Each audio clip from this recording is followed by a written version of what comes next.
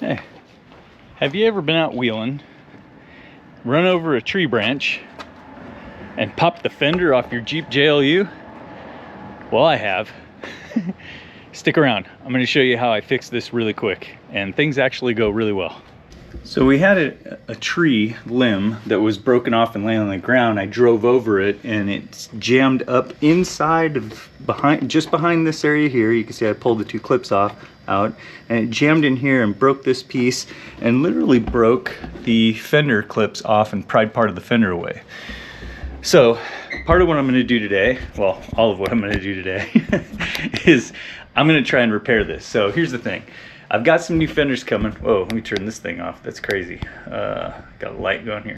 Okay, so I actually have some new aftermarket fenders coming from Metal Cloak that I'm gonna install, but this literally day after tomorrow we leave for Overland Expo, and I don't want to be driving hundreds of miles with a floppy fender if I can avoid it. So what I'm going to do today is I'm going to go ahead and pull everything off. I've tried to look at it and see if I can just replace individual clips, and it's going to be really tough to do with the fender mounted like this. So I'm going to go ahead and pull the inner fender out. I'm going to pull the fender off, put all new clips on, and I'm going to put this all back together so that we can make the drive up to Overland Expo, Pacific Northwest, get us through an overlanding journey, and then get home, and we'll put the aftermarket fenders on after that. I know it sucks having to fix this and then come back and tear it all apart again later, but I'd feel a lot better driving on the highway knowing that this thing was attached the way it should be. So I'll take you guys along as I make this fix.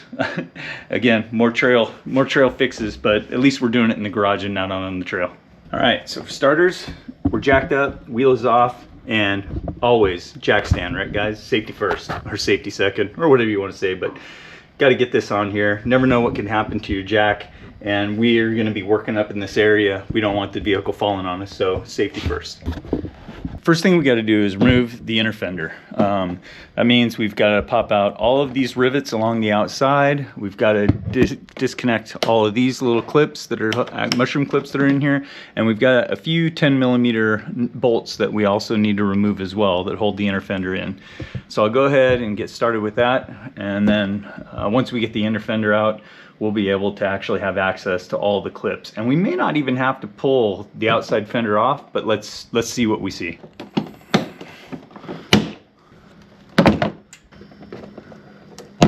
And we can't forget this big behemoth right up here in the front, right behind the body mount. And this one we're probably going to want to reuse if we can. Small ones we can reuse in some cases, but it's a good idea to have spare ones just in case. All right, so the next thing I'm going to do is I'm going to go ahead and pull off our 10mm bolts. There's 3 of them total that I'm going to go ahead and remove. 1, 2, 3. And I'm actually going to try and pull this out away a little bit and see if I can gain access to the clips behind.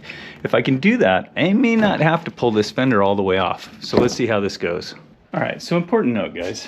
I actually went ahead and purchased a set of the rivets, the push pins, the clips, and everything that you might need to go ahead and replace or remount a fender on a JL Rubicon. Here's the thing though. I was just noticing something really important here. And if you take a close look, this is the right size rivet at this point. This is the right size rivet here, but as you can see, this is the Extreme Recon package, and there's an added fender flare along the outside here. And if you look closely, that rivet is a different size, and they are not just the cheap plastic rivets that you see on the other spots. They're a slightly larger rivet. That kit does not come with those rivets. So I'm gonna see if I can actually get access to those clips behind the inner fender well and I've already removed everything, so I can pull this out pretty darn far. I'm gonna see if I can work up behind this and get access to that clip area and replace those clips without having to pull the whole fender off the Jeep. This stuff is pretty flexible, as you can see. You can pull it pretty far away, gain access up under there. So let me see how well I can get access to the area behind here, and I may be able to go ahead and reposition and reuse those clips wherever possible. and maybe save myself some time, but it'll be a little awkward in doing so. Okay, I'll show you where I'm at. So now that I've gotten that really loose, you can see a lot more of the clips came loose than I thought. I thought it was just the few down here on the back side, but as you look, you can see they're loose all the way up to the front basically, and there's only a couple holding it on, along with the 2 bolts that go towards the front. So towards the front, you're gonna have 2 10mm bolts, one here and one up here, that actually hold the outside fender on. But now that those are off, you can see the fender's pretty loose everywhere now. But remember, you've got an electrical connector here for your running lights right there. So I need to actually slip in and see if I can disconnect that. If I can get that disconnected and reconnected by hand, my thought is I should just be able to go ahead and pull the whole fender and inner fender out at the same time. Hopefully I'm not screwing myself here. And with just a little bit of force, I was able to just disconnect those last 2 clips in the front. You can see one broke, the other one didn't. So now you got to be careful. You don't want to let this fall down and tug on these wires. So I'm going to go ahead and disconnect the cable here, and then hopefully I can go ahead and reconnect that pretty easily while I put the fender back on. All right, so this is pretty cool. Let me share something with you guys. So as you can see, fender and inner fender both out. Something interesting that at least I found interesting, was that I was able to take this off in one piece. Now, maybe other people already know this, but everything I've ever seen has people removing the inner fender first and then removing the outer fender. And I am here to tell you that you can actually reach in here and disconnect this without having to remove the inner fender and do this job. Now, I get it, if you're just, doing a fender exchange, you don't really need the inner fender anymore, you're installing aftermarket inner fenders, things of that nature, yeah, you're gonna pull them apart anyway. But I'm here to tell you today, I was able to get this off in one piece, in one broken one, 2, 3 broken ones, and the rest are still in one piece. So I may try and reuse these, but I have more if I need to replace them. So now I'm gonna go ahead and put new clips on, clean this up real quick. So just a note too, if you're looking at how to get these clips out, right? You get, say you have a clip in right in this location, right? The easiest method is just a pair of needle nose pliers from behind, pinch the clip, and I'm trying to do it with one hand, so I'm gonna try and pinch it and push it out at the same time. There you go. All right, just a note, and I'll put a link to this stuff up too. Sorry, it's a bit of a mess up here in this spot of the bench right now, but these clips that I ordered, notice they're black instead of white. I didn't really care. In fact, I thought at one point I might be actually just doing a fender chop, and I thought the black would be nice and hidden, right? It wouldn't stick out.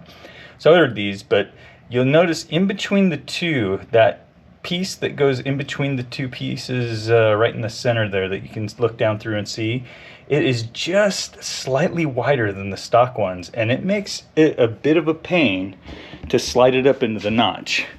But as you can see, I got them in. So what I did was I just kind of went old clip, new clip, old clip, new clip, and so forth all the way along. So I've got kind of a mixture of old and new clips all the way up and around, black and white.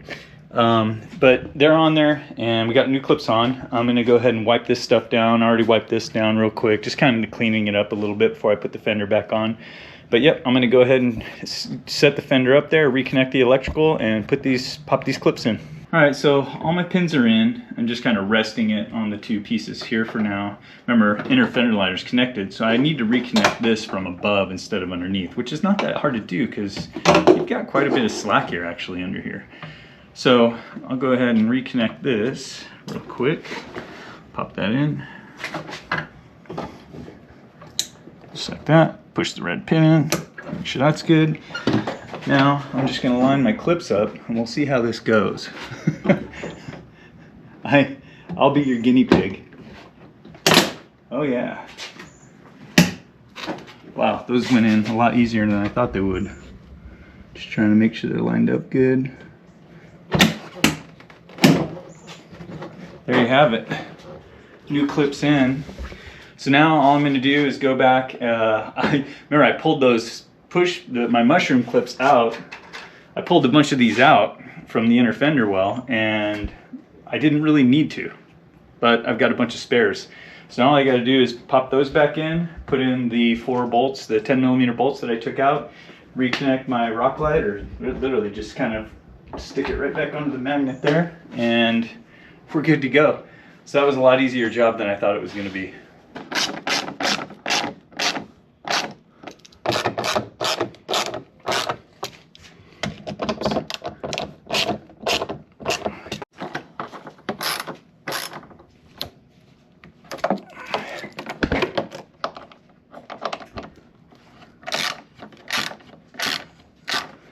Okay.